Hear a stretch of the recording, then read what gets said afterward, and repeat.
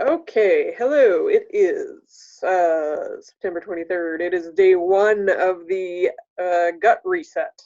So we're going to go through quite a bit today.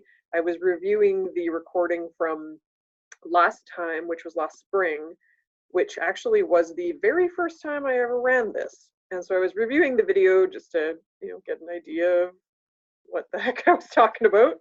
And I blathered on quite a bit, and I'm going to try to cut some stuff out to make it a bit more succinct. I'm going to try to make these classes closer to 45 minutes, just because I know everybody is, I don't know, I feel like there's just so much information. I feel like no matter where you are, no matter what's going on, you're probably feeling a bit overwhelmed, and if I can try to cut that time down a bit for you, I'm going to try to do that.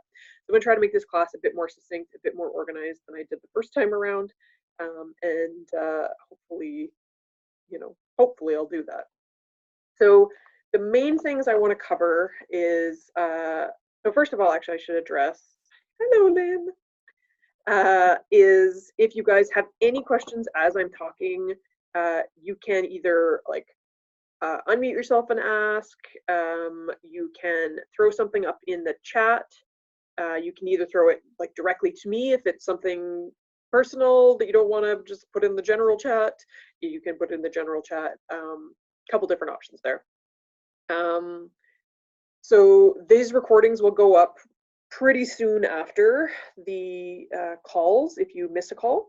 If you can come live, great, because otherwise I sit there and talk to myself, and that's not the most fun thing I've ever done, but I will do it, and I have done it, and I will continue to do it. So let's just briefly talk about what we're going to do here, why this is important. So first, I think I spent a lot of time the first time I ran this talking about who I was, just because I had a lot of new people. I don't think there's anybody I don't know this time. I'm trying to scan in my head. No, I know everybody. So you know who I am. I'm not going to spend time telling you anything about this. I will tell you that just as a general, why I'm interested in this, I've always been fascinated. When I first moved to Edmonton, it was for university. And within weeks, my health drastically changed. And I shouldn't say drastically. For me, it was drastic. For most people, it would probably be nothing. But it was a pretty big change for me. And I couldn't ever figure out why that was. Was it the water? Was it the environment? I feel like I'm eating pretty much the same. I had been, since I was 13 or 14, I'd been cooking most of the family meals. So I had a pretty consistent diet, even when I was living on my own. I didn't feel like a lot had changed besides literally the environment. And it's only until fast forward 2 decades, I really started learning a lot about the gut microbiome that I was like, oh, maybe that's why things changed so much. That's why my allergies, my asthma got worse. Maybe that's why for the first time in my life I had acne, and I never had. Funny aside, I actually went to the U of A doctor after a full year of having this acne that I just never had before, starting at 18. And I told him, and I was like, I don't understand why this is. And he wouldn't look at me the whole time I was there. The whole time I was talking, it was very strange. And then finally, he kept being like, well, puberty and blah blah blah. And I'm like no, I hit puberty at 14. I've had quite a few years of this. Something else is going on. And finally, he goes, well, maybe you have a testosterone producing tumor on your ovary. Those are the two options. So yeah, that was possibly when my distrust for going to the doctor started. Anyways, so I've kind of always wondered now, once I started learning more about gut microbiome, if that's what happened. Because when they study gut microbiomes, they actually find that if they were to blindly try to, if a whole room full of people were trying to decide where you were from, where you lived, what area of the world you lived in, even north and south parts of the world of that particular country, how much you weighed, if you were anxious or not, the best bet it would be is if they studied your microbiome. They can really tell a ton from that. So because it's so unique, you know, identical twins have the exact same genes, but nobody has your exact same microbiome. It is more unique than fingerprints, more unique than your genetics. It's really fascinating, and I can't help but think that that potentially was part of it. And so, sorry, I'm just going to open the chat here. So my microbiome can change based on non-diet events. Yeah, so it's like you're literally like the soil, your pets, all kinds of, there's just a variety of things, half of which we don't even know yet. So this is still a fairly new field, even though it's been about, say, 15 years really that most of the research comes from. It's still really new. Like they don't know yet even how to create some of the bacteria that they know exist in our gut outside of the gut, like to put them into a petri dish to study them. They don't even know how to do that yet. You know, we just don't know a lot of stuff. But the cool part with this and why I want to do this and what I want to focus on for this gut reset is what that means for now, at least, is all of this stuff is mostly in our control.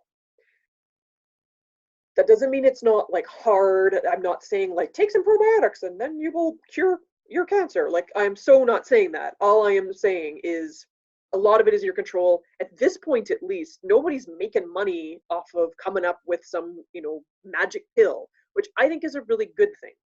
At this point, all we know how to change your microbiome is really through diet, is through lifestyle stuff. That's really the only effective stuff we know so far. The probiotics that have been out there for ages and ages, they're honestly kind of a gamble, really.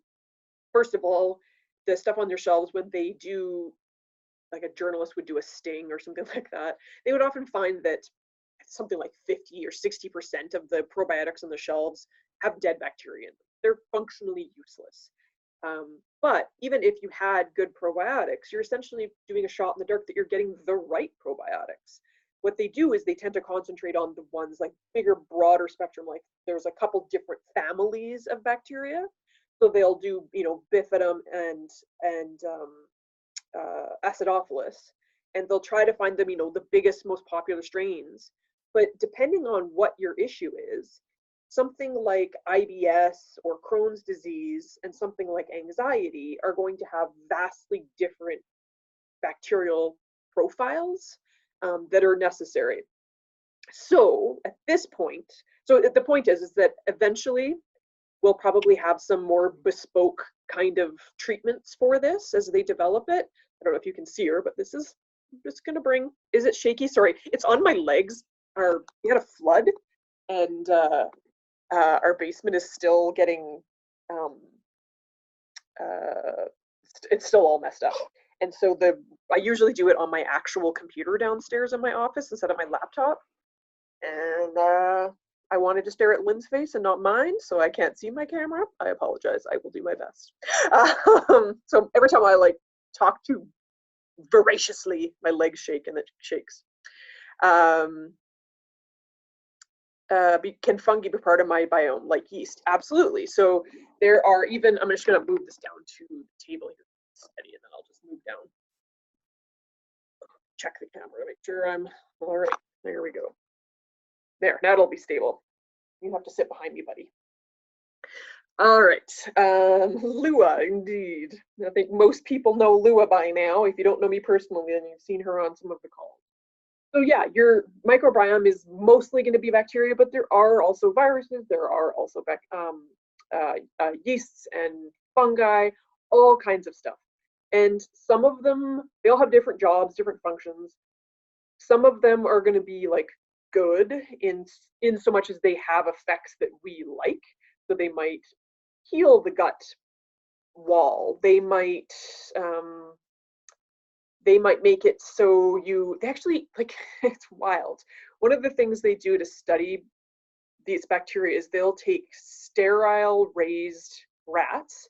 So rats who have been delivered by sterile C-section, who have like lived their whole life in a sterile environment, sterile food, kind of unethical, but they have these really sterile environments. So they literally have no bacteria in their gut.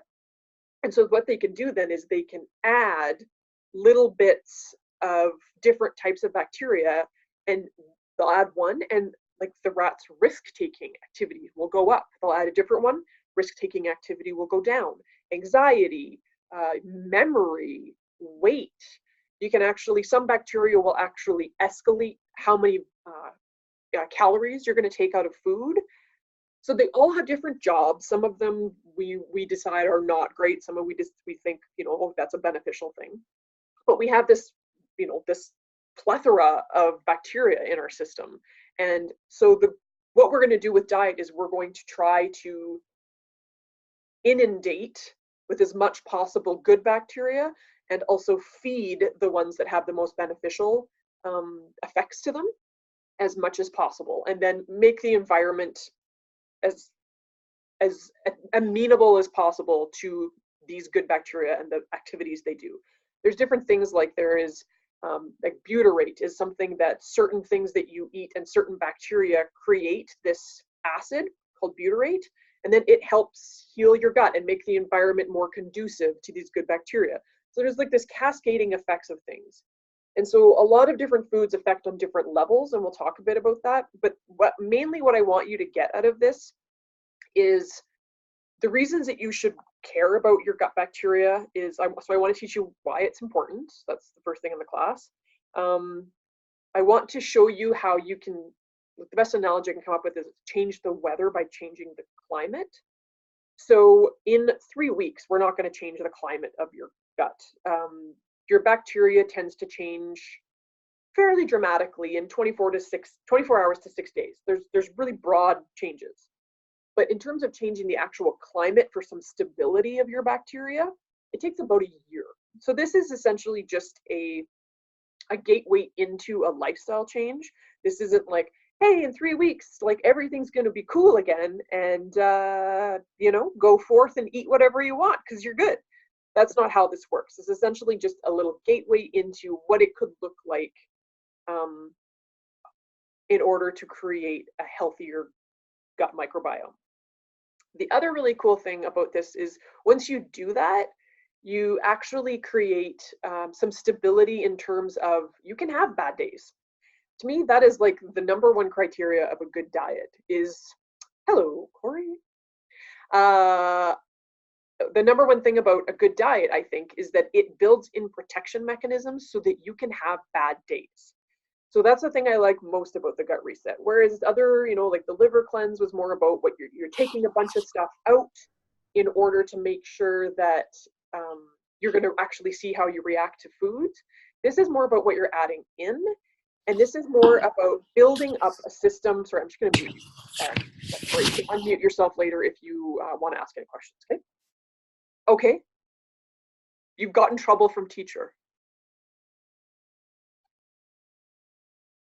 I can't hear you. Why, friend? Because you're rustling around and the recording's going to be all like rustle, rustle, rustle, rustle, rustle, rustle. It's very hard to sign into this thing. Well, stop rustling and then you don't have to mute yourself. And don't you dare sniffle, you gross, gross human.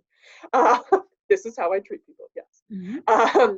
So we want to build a mechanism so that you are protecting yourself. So an example of that is you've probably heard about all the research that talks about how red meat is linked to heart disease. So the thing with red meat, why it actually does that is it's actually related to your gut bacteria. So it is this, you develop these certain bacteria as you consume red meat, as your body gets used to digesting red meat. The scale of your bacteria will shift towards ones that bacteria that help to digest meat, that are, you'll get less of the vegetable ones, more of the meat ones, just to try to make that somewhat clear. And what they do is they produce this thing called TMAO. And that's what's related to heart attacks. But if you take someone who doesn't eat meat, who doesn't eat red meat, doesn't eat meat, you take a vegan or a vegetarian and you give them red meat, even a few times, they're not going to produce TMAO because they just don't have that gut bacteria. It's only over time that they would develop that profile that then would create the problem, if that makes any sense. So that sounds, the research sounds dire, but the good side, what we want to be able to learn from all of this is how to kind of take research and use it as a positive. So the positive here is oh, so if I just don't eat red meat regularly, I can eat it and it'll be fine. I can just make sure I eat tons of vegetables. So I have this like this massive crowd of those healthy vegetable fiber loving bacteria, because that's the ones that are really healthy for you tend to be the vegetable loving fiber ones. Um, if I have lots of those, so if I eat tons and tons and tons of vegetables and I have some red meat, it's not going to, increase your risk of heart disease by much. If I take breaks in between, it's not going to increase your risk of heart disease so much. So to me, we're going to look for those little opportunities to protect yourself. So if we are building up this good bacteria in our gut, we're making sure to try to keep a balance of the good and bad bacteria and fungus and virus and all of those different things living in our system, the flora. Then what we're going to do is, and fauna, what we're going to do is be able to protect ourselves so that we can have junk food sometimes, so that we can have bad days when we're feeling bad, and it's not going to cause a huge problem. Again, we're trying to focus on the climate, not the weather of our gut. So if we build up this healthy climate, a couple storms aren't going to be a huge problem. Imperfect analogy, but I think you get it. And so the other thing is, when you do this research, is you start finding that foods that we sometimes have thought of as, that we villainized, honestly, aren't really that bad. So essentially, I don't like to villainize really any whole foods, but you start learning through the research with gut bacteria that dairy is actually pretty healthy for you, as long as you yourself can digest it. Even some people who have dairy sensitivities often don't have it to fermented dairy, because it's essentially pre-digested, so it's easier to digest. Things like alcohol, all the recent research seems to show that it's not that bad. We do take it out because it can just take it out in the cleanse or in the reset a bit, just because it can change some bacteria. And we're just doing everything we can in the short term to give yourself as much a boost as possible. But honestly, while you're doing this, I'm not bothered if you really want to have a glass of, good wine or something like that periodically. I'm not bothered if you want to add a little bit to your cooking. We're not going to fret about stuff like that. I have to balance, when I do these resets, the needs of people who need to be really, really structured, and making sure that people who fall really hard down slippery slopes have that structure in place that they need. I'm like that with sugar. If you just be like, oh, just moderate it, just be a normal human being about sugar, then if I have some, I'm just going to have all. So if you're going to have to know yourself. If you are somebody who's really good at moderating, I'm not going to worry about having a little bit of alcohol here and there. If you're good at moderating, I'm not worried about you having a little bit of sugar here and there. I'm more focused on what you're adding in than what you're taking out. Coffee seems to have protective benefits. So all they've done to study it seems to show that for your gut microbiome, it has a lot of protective benefits. So what I want to show you is this isn't about eating perfectly. This is about eating to build health.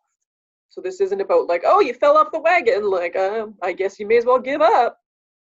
I'm not sure what you're saying wee to, Jason, but I'm glad you're excited. I feel like coffee is probably what you're saying wee to, if I know you. All right. So what we're looking for here is we want to have a ton of variety. The slippery slope. Oh yeah, you're sliding down that slippery slope. I'm terrible that way. Like I do really well on, if I start noticing I'm eating lots of sugar, I do really well. If I can even go a week without like any sugar, then I tend to not crave it anymore. So if you're that way, then do the strict version. If you are someone who it's just like, it's not a big deal, you're not a big sugar person, or you're not a big alcohol person, whatever that thing is, then a little bit here and there, I'm not going to worry about for this reset.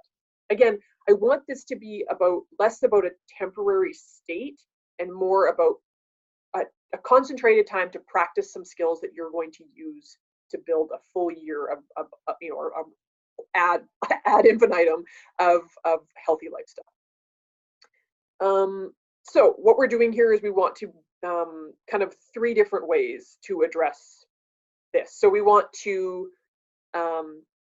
give you lots of prebiotics, which are essentially food for the bacteria, to help give those healthier bacteria lots of food so that they start to thrive. They'll colonize really well if you give them lots of good food. We're also going to try to inundate your system with probiotics. What people tend to find, there's lots of like myth-busting stuff on the web where they're like, your stomach acid would kill those bacteria. Boom. What they find is, yeah, stomach acid absolutely does kill some of that bacteria, but it doesn't kill all of it. And we're talking about like in concentrations of tens of thousands of units. So some of that, even if it's only 20 to 30%, which is, typical, that gets through, that can populate really well. That can colonize your gut really well. It's like white people that way, except not in a gut. Nothing kills 100%. So what we're doing is we're trying to inundate with probiotics as well. So because the probiotics that you buy on the shelves, by all means, if you have some that you like that work well for you, by all means use them. I'm going to, as we go, give you recommendations for if you have particular issues, which kind of strains you're going to look for. But we're going to do ours with food. So probiotic cultured food is what we're going to focus on. And with this, first of all, you get a larger variety of bacteria in them, but also whenever we don't know a lot about something and we don't know a lot about the microbiome, we always end up finding out that there was other elements in that whole food that we weren't considering. So like I talked about with production of butyrate, there are certain foods that increase acid development of things like butyrate, which makes the environment more conducive to good bacteria. So there's all these elements of things. So they have prebiotics and they have probiotics and things that produce butyrate and things that reduce stress, which is going to change your pH, which is going to help promote healthy bacteria. You can't really, what they found is vitamin D levels are really important. Low-fat diets are one of the worst things for your bacteria, and they don't really understand quite how that works. But again, it's probably a breakdown into things, into products like butyrate. So that's why I really like whole foods. Plus, when you're doing things like sauerkraut or kimchi, the kind of fermented pickles, you're also getting your vegetables in there. So it's like a win-win-win-win-win-win-win. Maureen, hello. So I'm just going to look here at the document and let's just go through this first week on here. So you're removing sugars and sweeteners. As I said, I'm not. If you're not someone who needs that structure of no sugar, don't worry too much about this. If recipe calls for a teaspoon, it's not a big deal. I'm going to encourage chocolate consumption, especially dark chocolate consumption, as you saw possibly in the notes, which does have some sugar in it, because it is a really good prebiotic. It actually helps feed good bacteria. Because I'm encouraging dark chocolate doesn't mean that milk chocolate's bad. It just means that the levels of sugar and fat compared to the components that are prebiotic, it just outweighs the benefits. But dark chocolate has lower fat and lower sugar, so you get more of the benefits. So that's kind of things that. We want to deep fried foods with trans fats and hydrogenated fats. They tend to promote the less healthy bacteria. Alcohol tends to promote the less alcohol or healthy bacteria. But like I said, if you're going to have a little bit, if you're not someone who needs those kind of strict guidelines, not a big deal. Dairy, same thing. We're not going to worry too much about unfermented dairy. Fermented dairy is definitely going to be the best thing for you and what I want to encourage you to have. If you have some non-fermented dairy, it's not going to be the biggest deal. If you're on antibiotics, if you have to take antibiotics during this thing, you're definitely going to get diminished returns on this reset because you're killing bacteria and you're essentially just hoping that you're going to repopulate with a healthy, healthy balance of them. Interestingly, though, there are some people who are so imbalanced that they actually do benefit from like starting fresh. don't recommend it though. But there definitely have been some studies on that, like helping people just like wipe it all out and then just loading with prebiotics and loading with probiotics and really doing everything they could to like repopulate the ones they wanted. And it works, but I'm not recommending that. I'm just explaining. But you definitely want to avoid cleansers, products with antibiotics, and not only have they been proven not to actually help, kill dangerous bacteria any more than hot water, soap, and friction, but they actually are really dangerous to your gut microbiota. And it's an interesting thing. Uh, are those like the fecal transplant? But that is a different thing. But there are just people who's been like there are researchers who just are researching this and who have tried it on themselves, and then there's just people who take antibiotics because they had to for a certain thing, and suddenly all their symptoms go away because they just happen to have the right balance and their profile just changes completely. Again, I'm not necessarily recommending it. Also, same thing with colon hydrotherapy. Again, if you wanted to start fresh completely, that can be another thing. I don't recommend it again for people, just to try, but I mean, it is something people experiment with if they have such an imbalanced gut, and then they just load it all with prebiotics and probiotics. If you do have to take antibiotics, just let me know, and we'll just encourage you to, you're just going to really hammer the prebiotics especially, and the probiotics to try to rebuild the good stuff. I do want to say about antibiotics, the interesting thing about antibiotics, I find the most interesting is, hi Jody, is we spend so much time talking about the dangers of vaccines. So much time. And of course there are some risks and some dangers, but overall they have absolutely changed our health for the better. But it's fascinating to me that we invest all of that time talking about vaccines, and then we treat antibiotics as if they are completely risk-free, and they're not. There's actually like 8 different ways, the different ways that you can have a negative reaction to a medication, and antibiotics are consistent with 5 of them. So they cause most of our adverse medication reactions. About 40%, and in some areas it's much higher, but on average, about 40% of antibiotic use is completely unnecessary. So either they're trying to treat a virus with it, like maybe a cold or something like that, and they're actually making it worse. We'll talk about that more in later, I was going to say episodes, because this is my TV show, apparently. And then some of it is just different infections, like for instance, sinus infections are a common one, that research shows that they only decrease the amount of time that you have a sinus infection by 1 day. And so if you think about it, when people talk about all the research about how vitamin C is nonsense and it doesn't help colds, it reduces your colds by like 10%. So the time it shortens. And so they're like, so it's pointless, it's stupid. But I'm like, well, why don't we have that same conversation about antibiotics? So I am by no means saying antibiotics are bad. Clearly antibiotics are like the reason we're still alive in a lot of ways. They're incredibly useful, and if you need them, by all means take them and we will deal with it. However, our overuse, including in our food supply, it's more dangerous than we talk about, and I really wish we could have a conversation about it. I really wish that people talked about antibiotics with more, they gave it more weight than they do. So that's just my little spiel. So you definitely, at the very least, don't need to have it in your cleaners and stuff like that. I have so many tabs going on here. Let me just see where I can find where. So those are what we were removing. But again, I really, really, really want to emphasize this is more about what you're adding.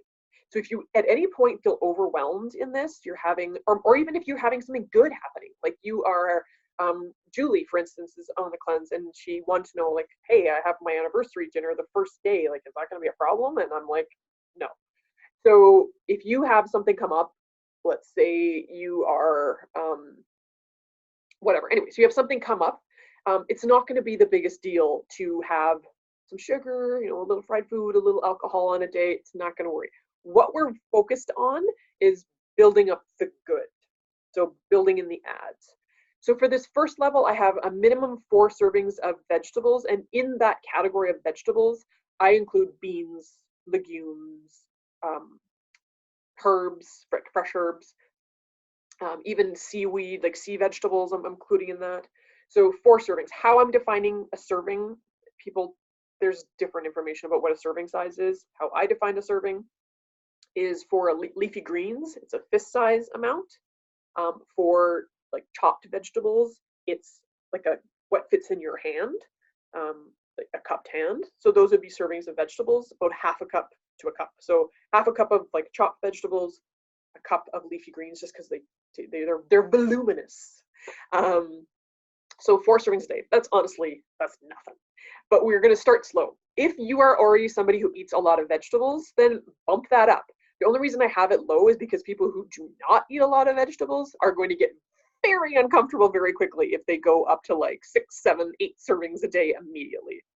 I aim to get a minimum of, like, my lowest days are 5, and I aim to get more like 10 servings a day. So find yourself on that spectrum. If you're new to this kind of eating, then by all means, you're going to want to start slowly, especially with, harder to digest things. But actually, sorry, a quick note about hard to digest things.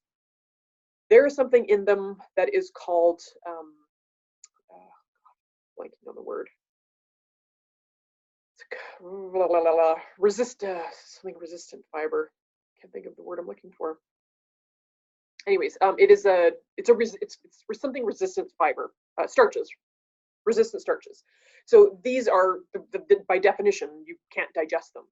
That's what bacteria eats. So when we have things that are like, oh, it's really hard to digest. Well, yeah, like we have to learn to get our body used to those.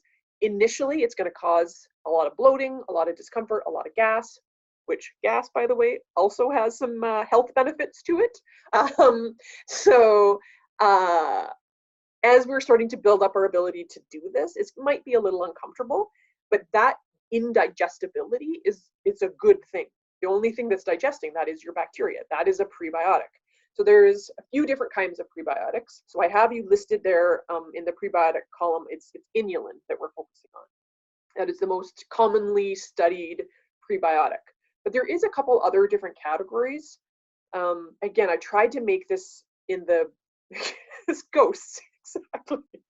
I tried to make this as streamlined as possible in the booklet because I didn't want to overwhelm you. But I went to Planet Organic today to get my milk to make my yogurt, which I put a live up in the Facebook group if you ever want to make your own yogurt. Super easy. And I was trying to get, usually they have dandelion greens, usually they have Jerusalem artichokes, usually they have asparagus. They didn't have any of that stuff. So if that's the case, if you're finding things on that list hard to find, I'm going to send out a second list in email of things that are high in resistant starches, because those are also proving to be quite beneficial for prebiotics, for feeding bacteria. So this is a much broader category, which is really good. It's a lot easier to find this stuff. So ones that naturally have these indigestible, resistant starches. I wish I could find my notes here on this part of it. I apologize.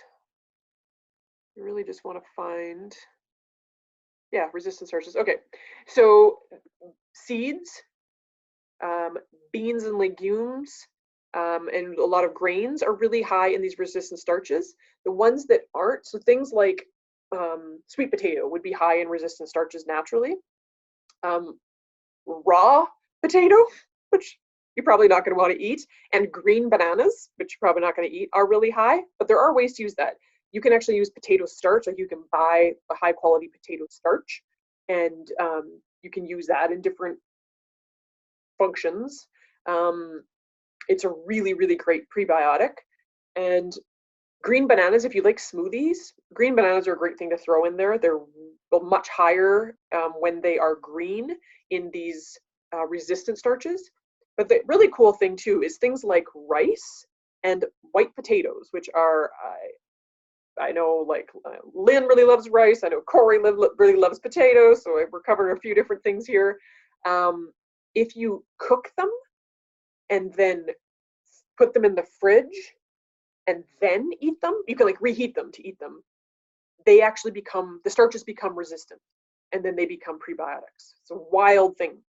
When they first started studying it, they thought you had to put like a fat in with it, but they're kind of unsure about that now. But generally, something like a coconut oil, olive oil, butter with that is really going to help as well. But yeah, so if you make rice or you make potatoes, then you put it in the fridge and take it out the next day to have, it's going to have a lot more prebiotic qualities to it. It's going to have those resistant starches in it. Pectin is also, they're starting to discover, a pretty good prebiotic. So apples, pears, berries. So this is going to give us a bit of a broader path. So because the ones that I listed in the cleanse, in the reset booklet may or may not be hard to find for you, you can start taking from these categories as well. So I'll kind of add to that prebiotic column. So what I'm talking about, if you were super unclear what I'm talking about, is if you look on your the kind of green and yellow chart, you have fermented vegetables, fermented dairy, fermented soy, fermented drinks, and then prebiotics. And I want you to pick at least one column, or sorry, one from the prebiotics every day. And like I said, if you're having a hard time, especially, it's hard to sometimes put in every day, put raw leeks or raw garlic or raw onion into your dishes. So I'm going to kind of expand that category to include some of these other things, and I'll send you guys a list of that. So in this first week, you are picking 3 or more servings of the fermented foods from those columns. This is again meant to fit your lifestyle. So if you do not eat animal products, then don't have the dairy column and focus on the other 3 columns. If you don't eat soy products, then do the reverse. I do want you to make sure to get some sort of vegetable fermented and some sort of what is it, like a drink? Fermented drinks in it. And there definitely are a few things. They're really easy to make. I make my own kombucha. I can do a live about how I do that as well. But if you make kefir water, it's super easy. Like if you can order them on Amazon. I'm not crazy about Amazon, so you can also find them at places like Planet Organic has them. And essentially you just put these little grains into coconut water or some sort of water, and some sort of interesting flavor, and you ferment it. So they're pretty easy to make. I don't ever know how it's pronounced, but tepache is super easy. You actually just take the rinds, the peels from oh, hi Heidi, I didn't see you come in. You take the peels from a pineapple, and so you're not wasting anything when you have a pineapple, and you put it in some filtered water and you let it ferment. There's bacteria on the pineapple skins, and it ferments, and it's pretty tasty. I usually add some cinnamon, like a cinnamon stick, into it as well. It's pretty nice, pretty refreshing. So those are some options, but you're going to pick whichever ones fit your diet and lifestyle. I'm not forcing you to have dairy or forcing you to have soy if you don't like those things. As much as possible, you're going to want to have these things unheated. But again, I would rather you get them in whatever way you can get them than not. So if it's really hard, sorry, I'm just going to mute you, Heidi.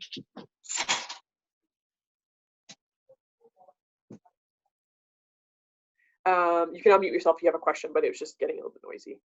How long does it take to ferment? To ferment, I mean. I think it's about a week. I haven't made it in a while. But you can look up, there's the tepache, the word is just, I think I even linked it. Yeah, I did. I linked it in the recipe in that booklet. So you can actually find recipe there. But I think it was like about a week, maybe even like 3 or 4 days. I haven't made it since the last time I did this. But it's pretty nice. And again, I love things that you're not wasting. Like I adore anything where I get more use out of the things that are in there. Jody's taking us for a little ride. Okay, so let me just pull this back up again.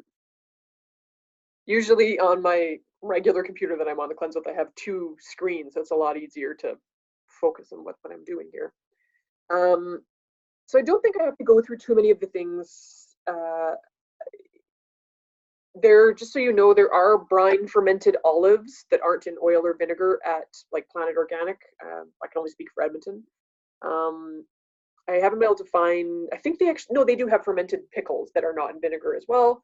Sauerkraut, you can buy like really high quality stuff pretty much anywhere now. I generally recommend that you get something as local as possible so it hasn't been exposed to a ton of heat. Kimchi, same thing. You know, farmers markets are great for this kind of stuff. You can make your own really easily. Cheese. Unpasteurized cheese is the best. The when you go to places like France and you have, you know, a cheese platter and they study them and they're just like almost pulsing with bacteria. And North America has fallen under the plight of just wanting everything to be really, really sterile and clean. And it has been to our health detriment. If you can somehow, miraculously, even though it's technically illegal in a lot of ways, find unpasteurized cheese, that is going to be your best bet.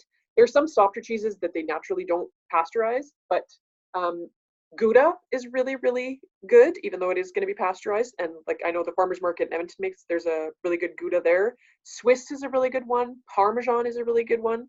So I usually like to find as local as possible, or I like to find stuff that is like imported from Europe because they tend to have, I find, a lot more quality bacteria filled cheeses. So through this, I'm not being like, please don't like base your diet on cheese and be like, what is the gut reset? Christy told me to. That is not what I am telling you to do. You're going to have small amounts of cheese to supplement your meal, but it is if you handle it well, if you tend to do well with dairy, it is very healthy for your gut. Just figure out. Okay, so I think that's about all I really wanted to touch on for. I do have. You might have noticed, like unheated tempeh is one of the fermented soy ones. I don't know anybody who eats. I don't know, Lynn. Do you eat unheated tempeh? Do you? Okay, Lynn knows. Ask. Okay, she doesn't. Okay, so exactly. I've only ever used tempeh cooked, so I don't really know why or how you would use tempeh raw. So don't worry too much. If you heat it, it's not going to kill all the bacteria. It's just generally we're trying to like keep things lower heat as possible. Same with like miso. You know, if you put it in soups and things like that, you're just gonna want to heat it at lower temperatures. But yeah, serving size again for each category. It's a great question. I don't really have serving sizes, but like aim for again. So cheese, the general serving size for a cheese is your thumb. That is the general serving size for a piece of cheese. Serving size for most, you know, like I said, vegetables chopped up is your hand cupped.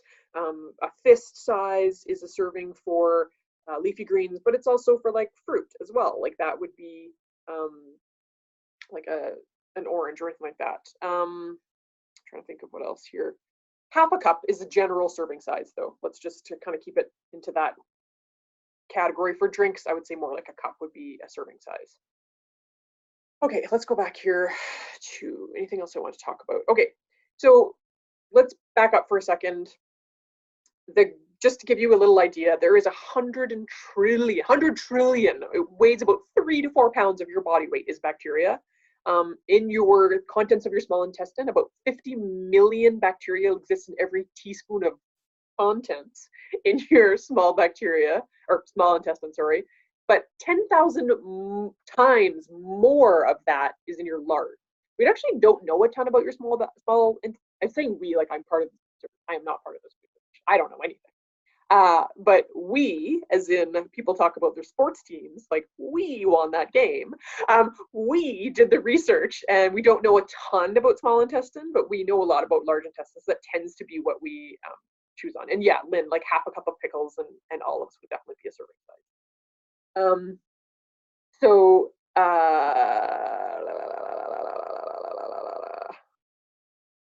so we have approximately 12,000 species in our gut, but people in like the Amazon in Venezuela who are living they're living closer to a hunter-gatherer how we used to live, they have 16,000. So that's 30% more. So we have a lot. We're just going to try to like inundate this as much as possible and get a good balance out. What else did I talk about? I think I covered most of the things I want to talk about, the TMAO, the crowding of bacteria. So if we're going to talk about priorities, again, if I'm trying to avoid overwhelm as much as possible, your top priority is prebiotics. That is your top priority. So you want to get prebiotics because that's going to help feed the small bacteria. It's not small bacteria, the good bacteria. The next priority would be probiotics. And then the next priority below that would be making sure you're adding lots of healthy fat. So we're looking for more of like a Mediterranean style diet here. You don't have to follow anything exactly, but like olive oil is your friend. Fat is your friend. You cannot have healthy bacteria on a low fat diet. We're going to have lots of vegetables. If you're getting stressed about following which ones are prebiotics, oh my God, which ones? Just focus on making sure you're getting lots of plant-based foods. So you want to get lots, emphasizing vegetables, emphasizing legumes and beans, and less emphasis on fruit. Raw versus cooked in terms of things like, besides like garlic or leeks or stuff like that, they lose about 1/3 of their prebiotic value. But again, I would want you to get in the habit of, if you're not going to eat them raw, have them cooked. We really want to make sure that you're focusing on getting them versus like maximizing them at this point. Wheat germ and bread in general is actually a really great prebiotic. The reason that I'm not emphasizing it at this point is because there's also, I have mixed feelings about gluten, and the evidence is just all over the place, but there is enough, like, of a preponderance of evidence that it potentially causes some like leaky gut problems that I feel like for the short term of a gut reset, I would rather you stay away from gluten for this cleanse. Again, I don't think, if you know you don't have a gluten thing, I don't know if you need to be like rabid about this, like you go to a restaurant and, you know, making sure nothing gluten's ever touched your plate. But for this, I would prefer you stay away from breads and stuff. We're going to focus on things like, you can have some sourdough because, again, it's like pre-digested by bacteria because it is fermented. Rye bread tends to be less reactive for people, so you can have some of that, but we're going to focus on more gluten-free foods. I would rather you not be like looking at packages for gluten-free food. I want you to have lots of whole food. So we're just going to stay away in general from foods that naturally contain gluten, if that makes sense. Oats are a really great one for prebiotics as well. So if you really like oatmeal in the morning, then some nice steel cut oats are really great. Yeah. I think I caught everything. Just going through my, one other, I found this really funny. When I was like last spring, when I was first doing this gut reset, I found this one program online that was like, you have to eat 40 different foods every week, and you have to pet 40 different animals every week. So I'm only bringing that up just to illustrate two things. Yeah, exactly. Oh, and what a tough time that would be. So I'm doing that to illustrate saying that to illustrate two things. One is I want you to focus on variety. So I want you to focus on variety in terms of your prebiotics, your probiotics, and your vegetables. I want you to make sure you're getting at least 10 different kinds of vegetables every week. I think I probably get at least 30. I don't want you to just be like, I only like carrots, and then just like hammer home carrots or whatever. I want you to really try to get a nice breadth of vegetables, because you're going to get, like, root vegetables have very specific kinds of fiber that they don't fully understand yet. Beets especially have a very unique fiber to them. So beets are such a great thing to add to your diet. Root vegetables this time of year especially. And most of us came from heritages where like that kind of food sustained us. So I really want you to focus on making sure you get a lot of different varieties of food, but also I want you to focus on getting a bunch of different varieties of like bacteria from the environment, which means, like, if you like pets, pet a lot of pets, hold a lot of different babies, whatever your bacteria of choice is. I invite you to get a wide breadth of that bacteria. So pet a lot of different animals. They've done a lot of studies that especially kids growing up in households with pets have less chance of allergies, asthma. So it tends to help your immune system. You have a healthier immune system. You get a variety of pets, if exposed to a variety of pets, even better. So all the excuse you need to pet that doggo or that catto that you see on the street, rabbit or squirrel if you're fast enough, and make sure don't freak out about washing your hands too much. Don't freak out about handling a baby. I don't know who freaks out about handling baby. Maybe just me. I don't know. But yeah, if somebody is, anyways, sorry. So the point being, we want to work on not being sterile in our environment, and also a lot of different variety of foods. If you have a garden, this is one of the best ways to get some healthy soil bacteria. Is obviously you're going to clean your food off somewhat, but especially if it's your garden and you've only been one like handling it, it's not a bunch of poopy hands of like somebody's working and they've got cholera. Then don't clean your food too much before you eat it. Like it's that soil is actually really good probiotic rich. It should be anyways. Probiotic rich bacteria, or it's probiotic rich soil full of bacteria. So those are kind of the emphasis I want to leave you with. Again, like I said, what we're working on for the people who came late, I really want to emphasize this point again, in case you missed it, is we want to create an environment where you are resilient enough that you can have bad days. So we are working on changing the climate of your gut, which is going to take about a year. But first, we're just working on changing the weather of your gut in this 3-week period.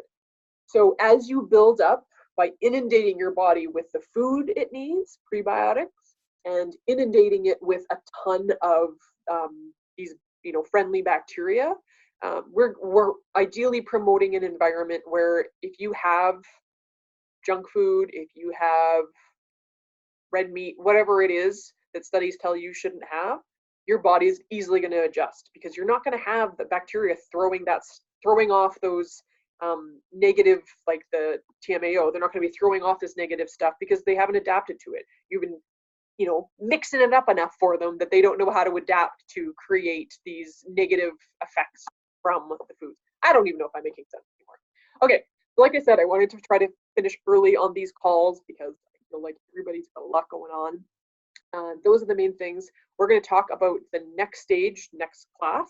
I'm just going to give you a brief overview of what we're going to be talking about. If I can find the page. Oof. Maybe I can't. I don't know, man. I don't remember what we're talking about next week. It's somewhere in the materials I gave you. Sorry. I have it here somewhere. Here we go. Next week, same place, same time, we are going to be talking about mood, personality, brain function, and how lifestyle incorporates into this. We briefly touched on that. The third class, which is on the October 7th, is we're going to be talking about inflammation, blood sugar, and weight. And inflammation actually includes everything from what we think of inflammation as, like any itis, like arthritis or things like that, but all the way to diabetes is an inflammatory disease. They are starting to realize now that things like Parkinson's and dementia are inflammatory diseases. So we're going to be, and then obviously things like gut inflammation, different things like that. And blood sugar and weight will be that one. And then the last class will be your children and bacteria, in case that's something that it interests you. Kind of anything that I haven't, just kind of like a catch-all day is gonna be the last class, and then just how to use this moving forward. If you guys are in the Facebook group, if you kind of are peeking through, you might notice that somebody who did the cleanse last time put a testimonial in a few months after the cleanse was done. She did an update. So that's kind of cool to read, because you get to see how even after she kind of went back to normal eating, of how she kind of, her body was a bit more adaptable, and it was a bit more resilient. So I think that's a very cool thing. I also thought it was interesting that right before, when we did this gut reset last year, it was right before Jody and I went to Italy. And I did not gain a pound in Italy, and I did not try to, and this was I was gaining steadily before this. And I was eating anything and everything that crossed my path. We walked a lot, but I also wasn't going to the gym, which I do at home. And I came back and I was the exact same weight as when I left, which, I mean, there's a lot of reasons for, but I do think part of it was the gut reset, that it did help me build up some like resilience to stay steady. Not that weight is everything. Actually, that's one more thing I want to say. In the process of this reset, I might say some things that are a bit touchy for people. I find people can be a bit touchy about like medication, about stuff with weight loss, about, and I don't mean touchy, like I'm not trying to say this is a bad thing. A lot of different things that tie to like mental illness, things that tie to gut health. People can, it, I may say something that makes you think that I am trying to pass a values judgment, and so I'm really not. But if I say something, obviously say something if I offend you in any way. But if you can, try to give me as much goodwill and good faith that I am doing this in good faith as possible, that would be great. Can you post a good kombucha recipe? Yeah, absolutely. I might do I'm going to do a Facebook Live. I guess I'm not due to do a kombucha in a while. I'll kind of show you, like walk through the steps in a Facebook Live and post it in there, of what it looks like when I make my kombucha. I don't have to make one for another week, but I'll just kind of show you. And like I said, there is the yogurt that I made that I put in there. Sour cream is also really easy to make if that's something that you dig. Yeah. Okay, I think that's it. If anybody has any questions, you can unmute yourself and ask right now. If you just want to tell me I'm cool, you can post it in the chat, or you can email me, or you can post it in Facebook. I generally recommend that if you can ask questions as publicly as possible, like not publicly, but in the Facebook group as possible, just because then everybody gets to learn from you. And I really like questions. I've missed you too, Maureen. I actually was really excited when I saw your name across my path. So yeah, I would enjoy your questions. So please feel free to ask them. Thank you for telling me I am cool. Thanks, Jason. I've missed you too. Okay. All right.